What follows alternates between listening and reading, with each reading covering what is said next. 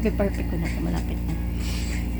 Mali lang si Clock 9 dito. Ang pangit ang tono dito ni Clock 9 eh. Mas maganda yung version ko. Pause pa ako nito ah. Daddy. Pause pa ako nito. Pause pa ako nito ah. Makinig ka naman.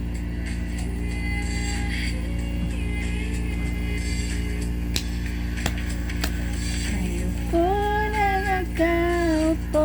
Doon na lang ako sa ano, sa rap. Kasi kayang-kaya ko na to.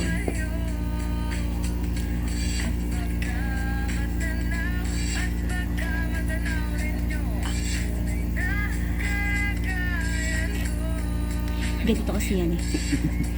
Nandiyan po ba kayo sa loob ng malaking bahay at malawak na bakur, mataas na pader, pinapaligiran at nakapilang mga mamahaling sasakyan, mga patay na laging bulong ng bulong, wala namang kasal pero marami ang nakabarong, lumakas man ang ulan ay walang butas ang bubong, mga plato at kutsara na hindi kilala ang at ang kanising puti ng gatas na nasa kahon, kahit hindi Pasko sa lamesa ay may mamon, ang sarap sigurong manirahan sa bahay na ganyan, sabi pa nila dito mo rin matatagpuan, tang nagmamayari ng isang upuan na pag may pagkakataon hindi niya pala.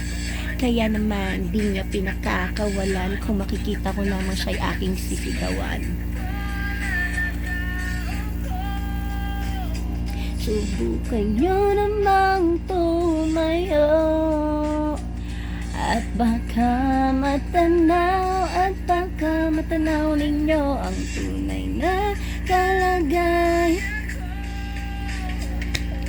Mawalang galang na po sa taong nakaupo. Alam nyo bang pangtakal ng bigas namin ay di puno? Ang dingding ng bahay namin pinagtagtitag tunyero sa gabi. Sobrang init na tumutunaw na yel na di kayang bili upang ilagay sa inumin. Pinakulong tubig sa lumang takuring uling-uling gamit ang panggatong na inanod lamang sa ister. Sisilbing kusina sa umagay aming banyo na ang aking inay na may kayaman ng isang kaldero. Gagamit lang pag ang aking sumisweldo pero kulang na kulang pa rin. Ulam na tuyot asin ang 50 pesos maghapoy pagkakasyahin.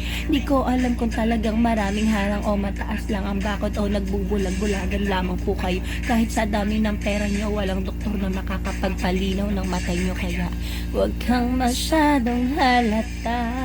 Bato sa langit, ang mata ay huwag magalit. Bato sa langit, ang mata ay huwag masyadong halata. Huwag kang masyadong halata. Huwag kang masyadong halata. Hey, huwag kang masyadong halata. Ang bilis lang. Ang panis talaga sa akin di yung mga rap mo. Ano gusto mong padang i-rap ko? Meron ka pa bang gustong iparap sa akin? Upuan. Yung upuan si Casey. Yung kay Casey.